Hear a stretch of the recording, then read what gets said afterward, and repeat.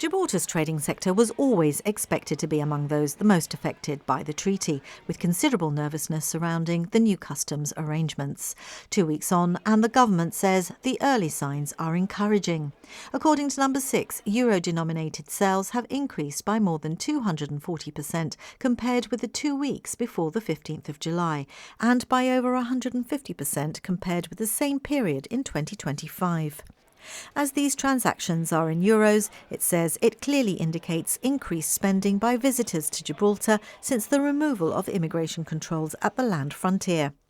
The increased activity has, the government reports, generated an estimated £800,000 in transaction tax and £975,000 in import duty since mid-July. The government expects transaction tax receipts to rise as businesses replenish stock after pre-treaty stockpiling. Chief Minister Fabian Picardo said these were very encouraging early indications of the positive impact the treaty is already having on Gibraltar's economy.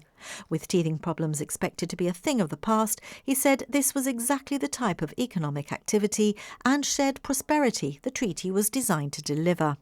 However, the GSD says the Chief Minister's statements are at odds with the anecdotal evidence it has received from retailers, who say they have yet to see any meaningful increase in customer numbers on year sales. The opposition says the government should publish the data on which its claims are based. It asks how many businesses were consulted, which sectors they represent, and are these isolated examples being presented as the overall picture. As regards the increased transaction tax receipts, it points out that this has replaced the previous import duty system of 0%, 3%, 6% and 12%, with a flat rate of 15% across the board. It says higher tax alone does not indicate higher sales or increased economic activity.